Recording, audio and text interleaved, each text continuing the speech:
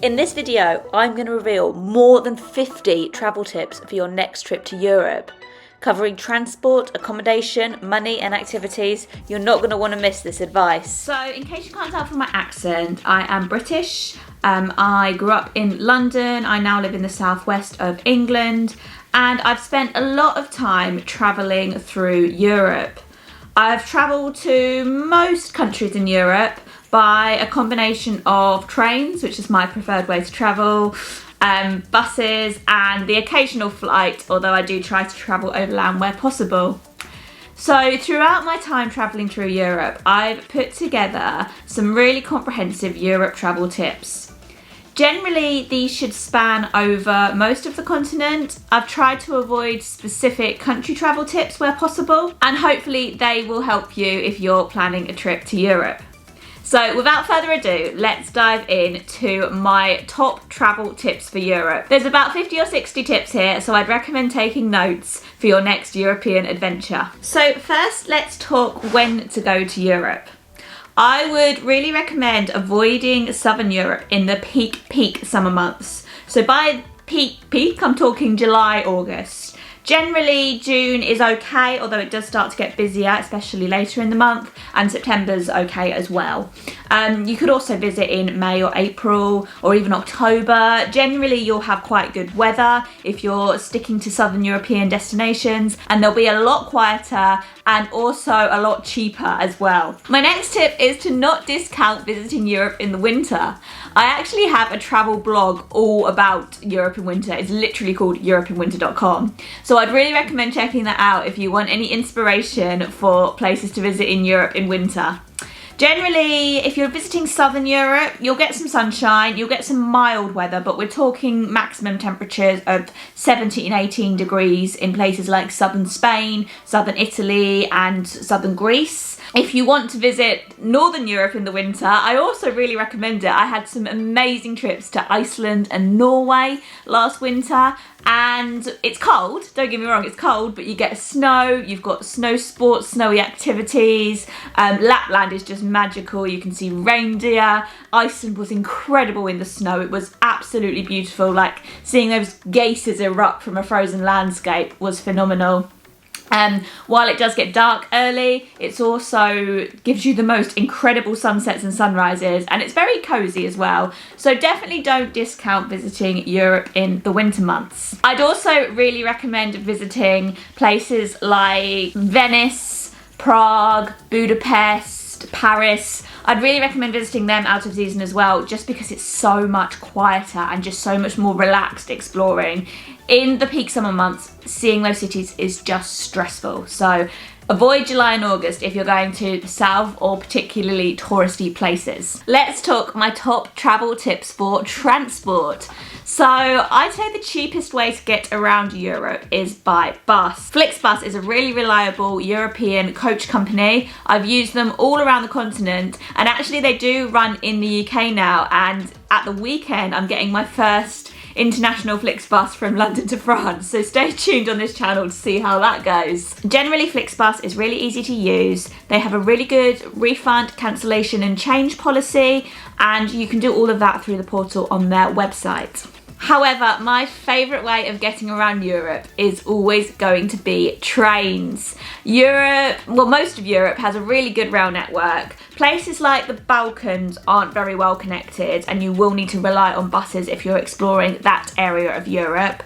But West and Central Europe is really well connected by trains, and going into Eastern Europe as well. A lot of places in Romania and Bulgaria are well connected by trains. It's only really when you sort of get down into southeastern Europe that it's a little bit more difficult to travel around by train. I usually book my train tickets in Europe on Trainline. You can use other, like the country's official train websites, but they aren't always in English, and sometimes they don't accept foreign cards, and it can be a bit more confusing. So I do find Trainline to be a really useful website to just book my European train travel, and then it's all in one place, it's all in one app, and yeah, it's good to go.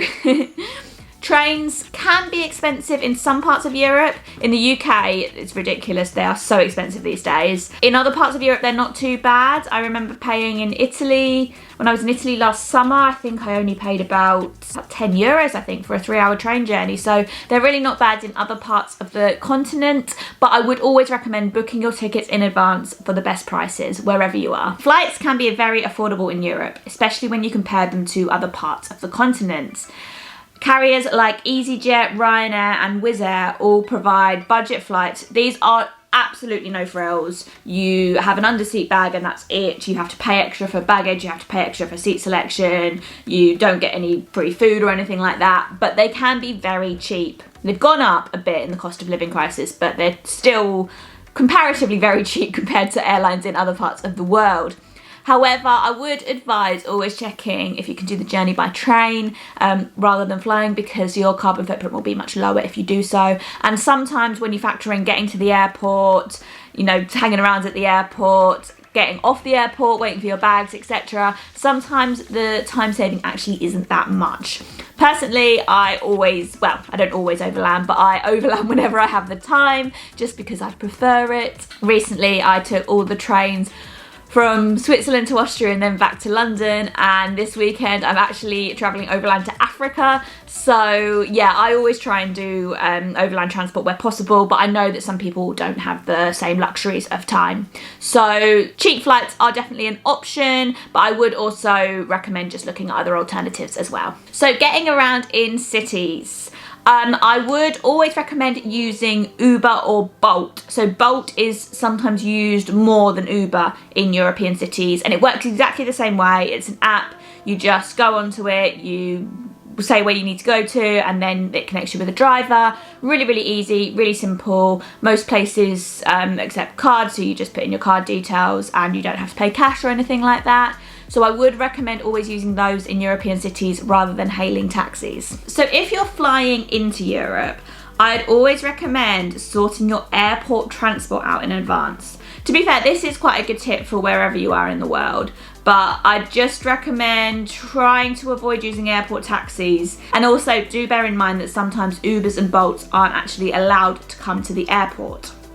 So you can either book a transfer, you could book one with your hotel, you could send them an email and ask if they provide a transfer service, or you could go on to Get Your Guide. I'll talk a bit more about Get Your Guide later on in this video, but they're a great service for booking tours, transfers, tickets, and if you type in where you're going to, say Prague, airport transfer into the search bar, it will usually come up with something, and then you'll be able to book on that, and then you'll have someone waiting for you, sometimes with a sign with your name on, which is always nice, and it's just a really easy way to get from the airport to your destination, and it just adds a bit less pressure to getting to a new country. Talking of airports, a lot of European cities have more than one airport. And sometimes one airport will be used for budget carriers and another will be used for more long-haul airlines, or like the official airline for the country. So for example, well, in London we have like 6 airports, it's ridiculous.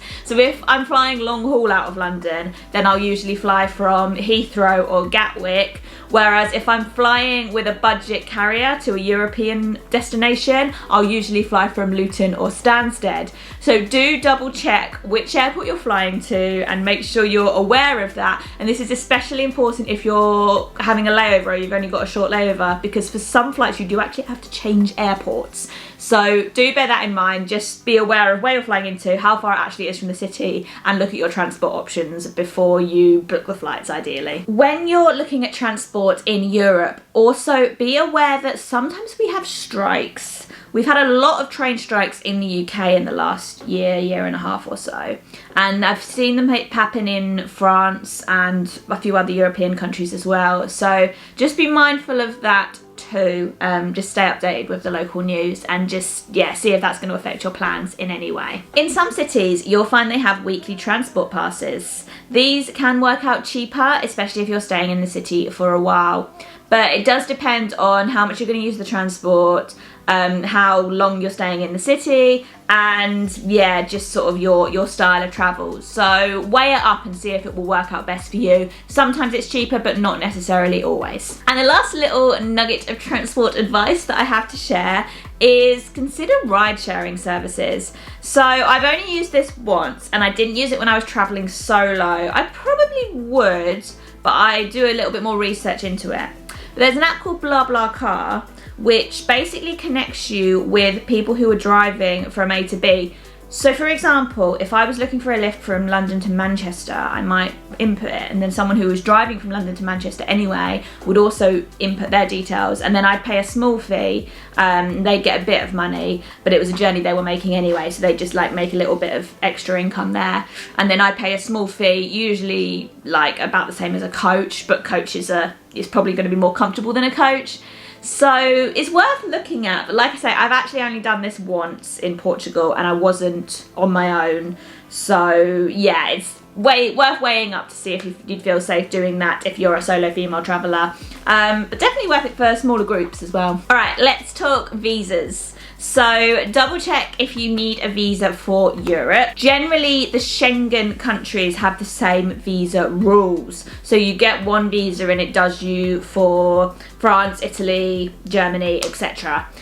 At the moment, US, Australia, UK, New Zealand, Canada passport holders don't need a visa for the Schengen area, but this is about to change. So from next year, they're introducing a visa waiver program. So you still don't have to get a visa, but you do have to fill out a bit of information online, pay a fee of about €7, I think, and then you get this visa waiver for probably about 3 years. So it's worth knowing when that will come into play, because that will probably affect some people's trips. There are some countries which have different visa rules. Most notably, Turkey requires a visa or a visa waiver for a lot of people, although they have changed it fairly recently, I think. But I remember the first time I went to Turkey, I had to actually get an e-visa and present it when I came into the country. But I think that has changed a little, but just be up to date of the visa rules for your particular country. All right, now let's talk money. Money. So I'm not going to talk about how much money to save up for a trip to Europe, because it's very subjective and it really depends on travel styles.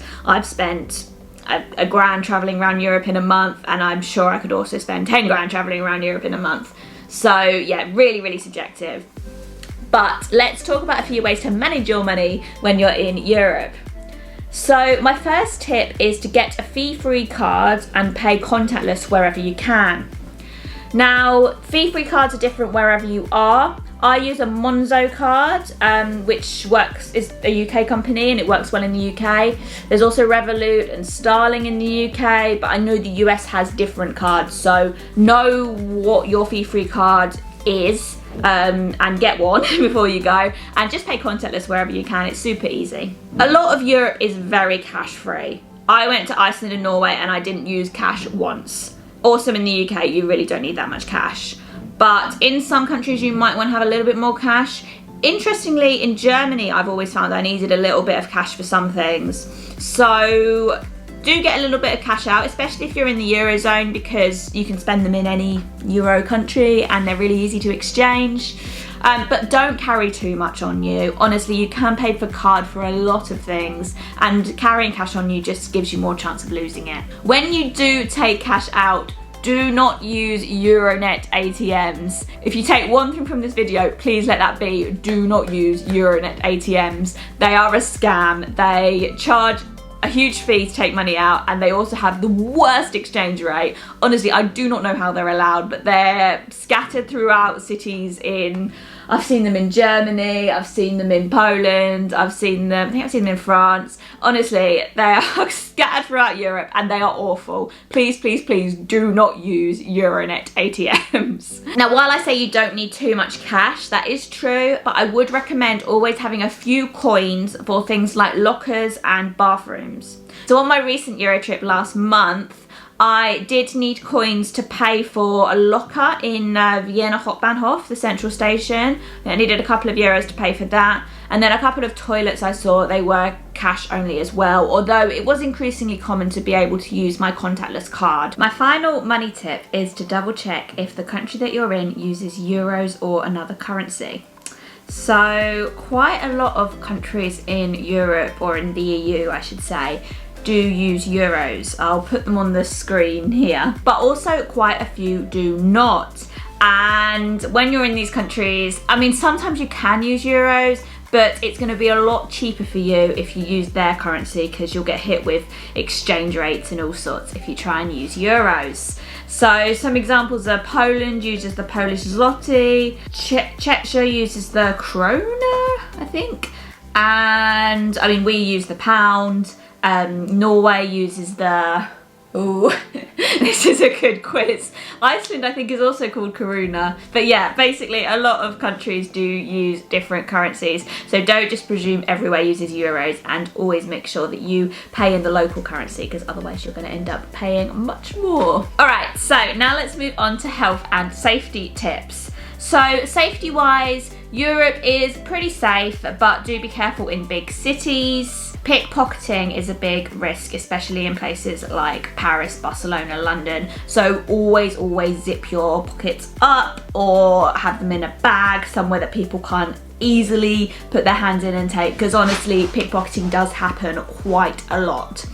But any kind of violent crime is quite rare in European cities. Obviously it does happen, but it is very unlikely. The emergency number across a lot of European countries is 112, so that's a good number to remember. It can vary from country to country. For example, ours is 999. But in a lot of European EU countries, 112 is the number to call. You can drink the tap water in most places. So most EU countries, tap water is fine. Many other countries as well, it's honestly fine. Tap water is specifically great in a lot of places in Northern Europe. For example, I mean UK, everyone drinks tap water pretty much. Germany, Poland, places like Norway, Sweden, Iceland is like incredible. Southern Europe, generally it's fine to drink the tap water as well. I did find in Malta I drank the tap water. Locals don't actually drink the tap water in Malta, and I did have a bit of a stomach upset. I'm not sure if it was to do with the tap water or something else, and it wasn't too bad, but maybe take a little bit of caution if you have a sensitive stomach and you're somewhere where the locals don't drink the tap water. But generally EU tap water is fine. Two places I've been where I didn't drink the tap water were Albania and Turkey. So if you're in Europe outside of EU countries, then do a bit of research about drinking tap water, but in EU countries you should be fine. My top safety tip though is to get travel insurance. Travel insurance is really important. It can save you so much money if you have any health issues while you're overseas, and it can also help you with things like flight delays, bag loss, things like that. So definitely do get travel insurance before you go. I always use and recommend Safety Wing, who are a great company. They specialise in kind of backpacker, long-term insurance policies. They're very affordable, and the great thing about Safety Wing is you can actually start your insurance when you're already out the country, which is very uncommon for insurance companies. So definitely recommend Safety Wing. Alright, so let's move on to food and drink. I'm just going to talk a little bit about water initially. So I know I mentioned before that you can drink the tap water. So some tips that I would definitely recommend is to bring a reusable water bottle, and then you can refill. A lot of European countries have refill stations, so you can just go and refill your bottle there for free. So that saves a lot of money if you're thinking about buying bottles of water and stuff. And I mean, you can also just refill from taps. You know, if you're staying in a hotel or an Airbnb, I always just refill from the tap, depending on where I am, but in a lot of European countries that is absolutely fine. So definitely remember your reusable water bottle. When you're sitting down at a restaurant, in a lot of countries you can ask for tap water, but a lot of places don't give it as the default. So you have to specifically ask for tap water. And they usually do bring it out. Some restaurants say that they can't, some restaurants say they can't because they don't have clean tap water or something.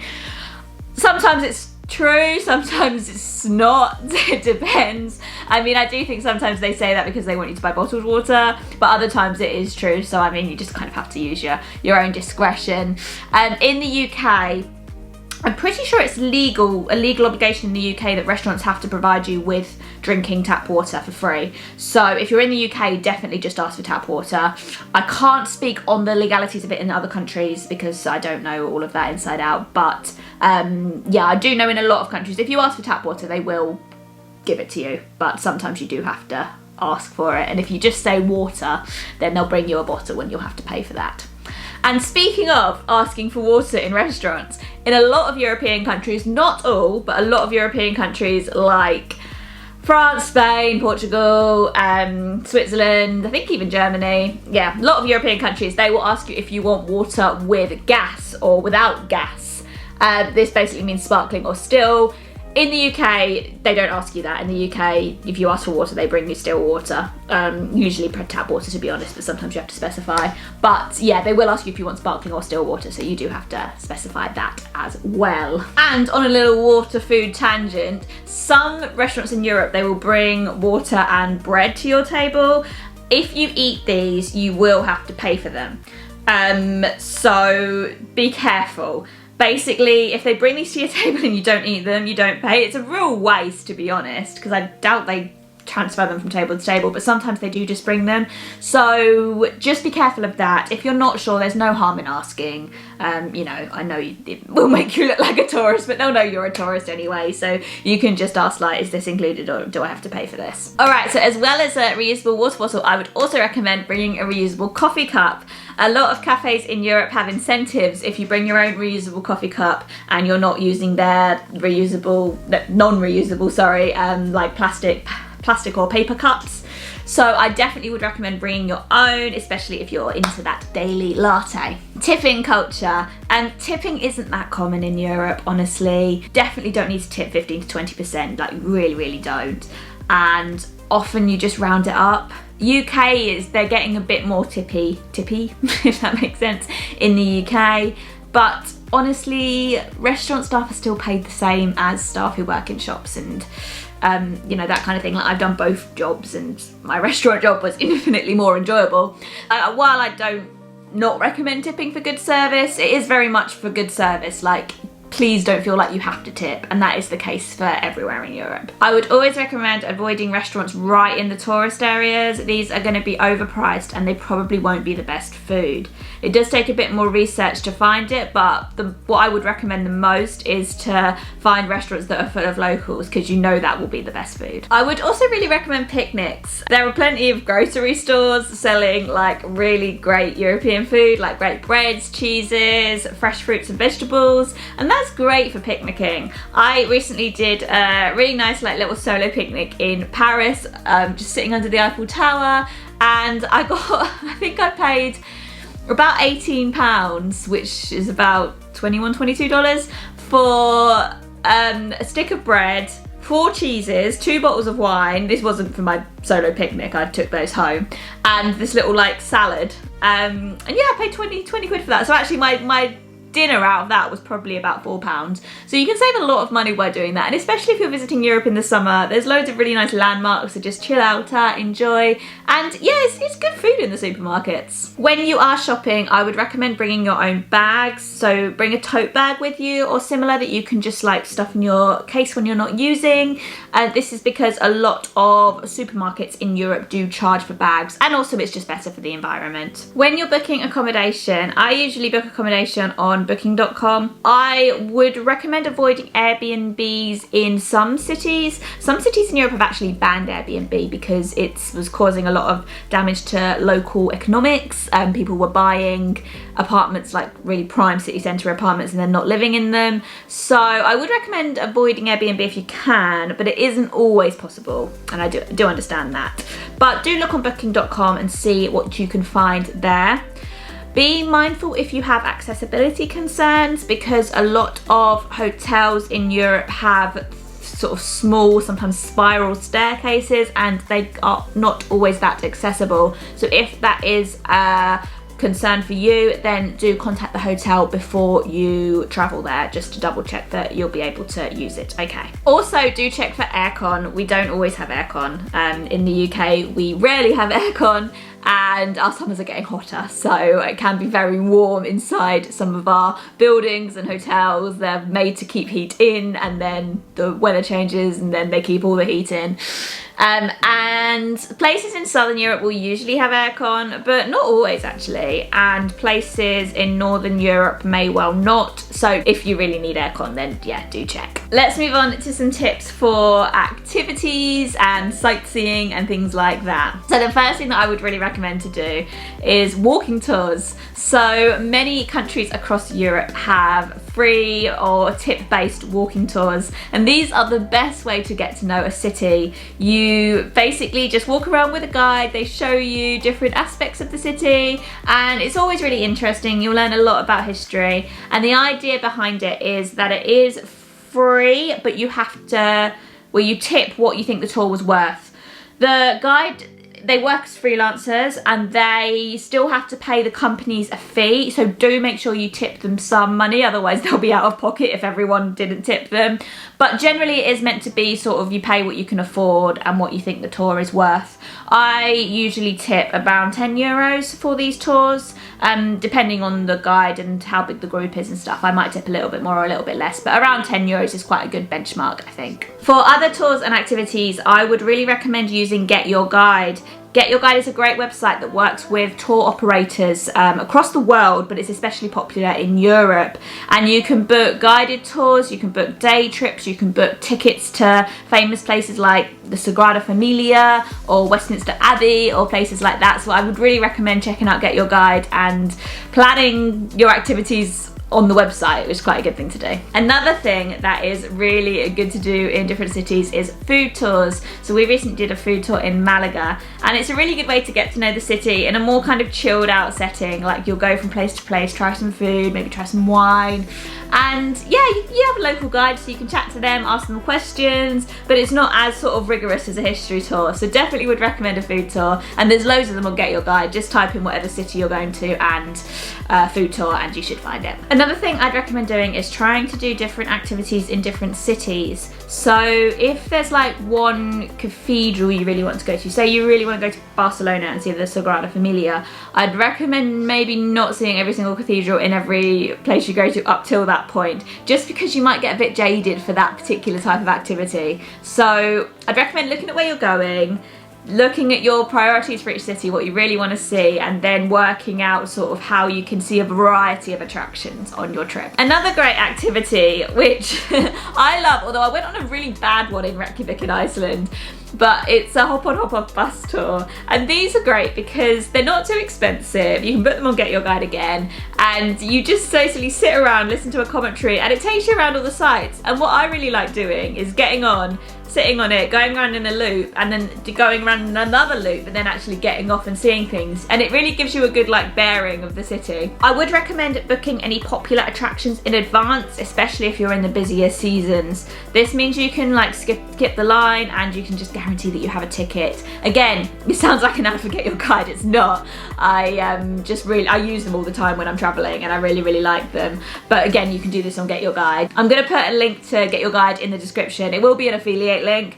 so if you do want to support this video, if it's helped you and you'd like to make a booking through that link, it won't cost you any extra, but I make a small commission. Yeah, if you'd like to do that, then feel free. If not, then just type in Get Your Guide and you'll find it in Google. Another thing that you could do is look at city passes. So many cities in Europe offer 24-hour, 48-hour or 72-hour city passes, which enable people to see the main key attractions, and it's usually quite a lot cheaper than if you were going to see every attraction and pay for it individually. But do bear in mind that there may be attractions included in that you're not interested in seeing, and you might not have time to actually see every attraction.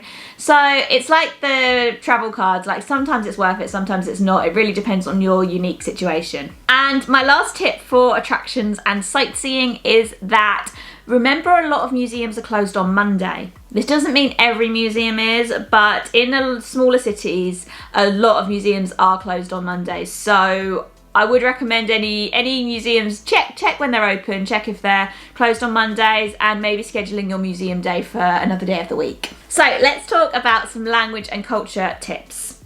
Europe has so many languages. It has well, our English, which is a Germanic language, then it has like German, it has Scandinavian languages, it has the Romance languages, which are like French and Spanish, and it has Slavic languages, and then it has a few other language groups as well. And those are only language groups, like, you know, you've got the Romance languages, which are French, German, Spanish, Portuguese, and I mean, they're all different. So we have a lot of languages, and it is a lot to know.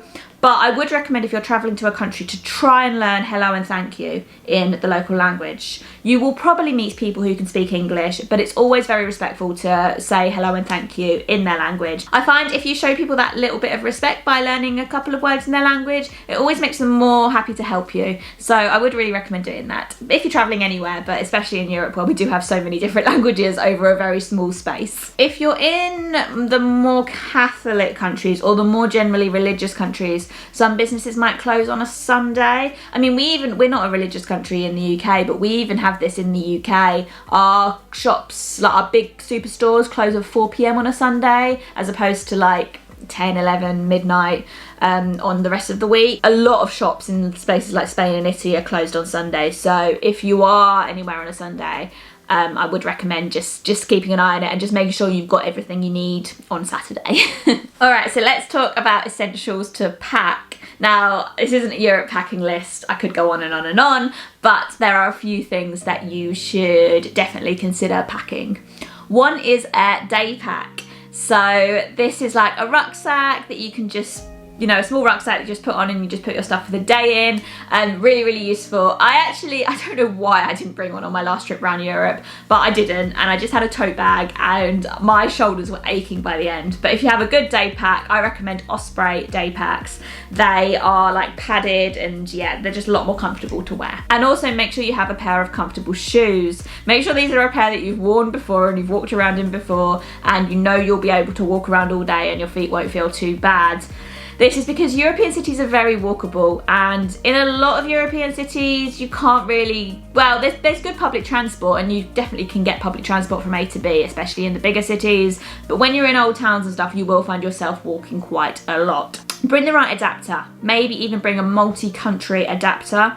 This is because there's the Europe plugs, which are just two like round prongs, but then we have in the UK 3 rectangular prongs, and they also use that plug in Malta and Cyprus, I believe. It's a completely different plug. Like, we need adapters when we go to France, for example, and I think some other countries also have even other different ones. Switzerland had strange plugs. I couldn't use my Swiss adapter, my Euro adapter in Switzerland. So yeah, if you're going to places like UK, Malta, Cyprus, definitely bring a multi-country adapter.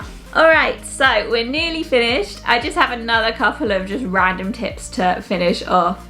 So I spoke about trains earlier, and I would maybe recommend, if you're going on a big train trip, maybe look at EU Rail. So this is a big pass, like a rail pass, that can cover the whole of Europe. And if you're getting a lot of trains in a short space of time, it could work out worth it.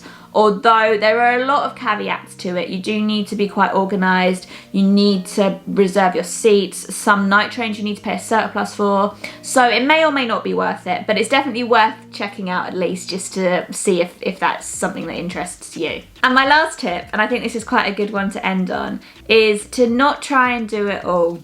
I know Europe is a relatively small continent, but it's packed full of things to see and do. If you're only there for 2 weeks, you're not going to see the whole of Europe. Like, please don't try and see the whole of Europe, because it will just make your trip very, very tiring and stressful. Honestly, if you're just going to Europe for 2 weeks, I'd probably recommend staying in the same country, or at least the same region.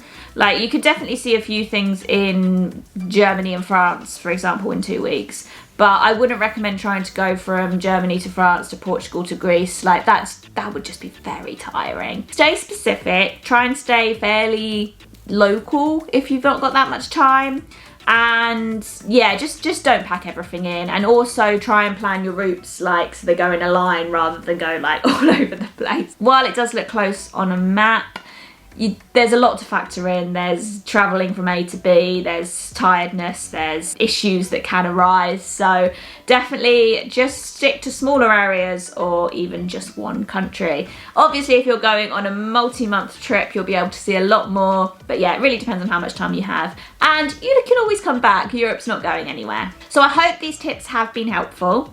Every single company that I mention in this video, I will put a link down in the description. I'm also going to write a full Europe travel tips blog post, which you can check out as well, which will have a little bit more information about some of these tips and some links to my other Europe blog posts, so hopefully that will be helpful. Definitely check out my website europeinwinter.com if you're interested in traveling Europe in the winter. We're coming into winter season now, and honestly it's my favourite time to be in Europe, hence why I've created a whole website about it. But you can also check my website, clairesfootsteps.com, which has guides to international places, including some places in Europe. So thank you so much for watching. I'm going on a really exciting trip next week where I'm taking a Flixbus from London to Paris, then a train from Paris to Marseille, and then from Marseille I'm getting a boat to Algeria. So definitely subscribe if you'd be interested in seeing those videos. They'll be on the channel in the next month or so. If you're interested in checking out some other Europe videos, last month I did a train trip from Switzerland to Vienna and then from Vienna back to London. So definitely check out all of my videos for that. In particular, you might be interested in my NightJet sleeper train video, which was all about the night train that I took from Vienna to Stuttgart. And that's another really great way to see Europe because you get from A to B and you also save money on a hotel room. So definitely check that video out. It should be somewhere here. And thank you so much for watching. I'll see you next time. Bye!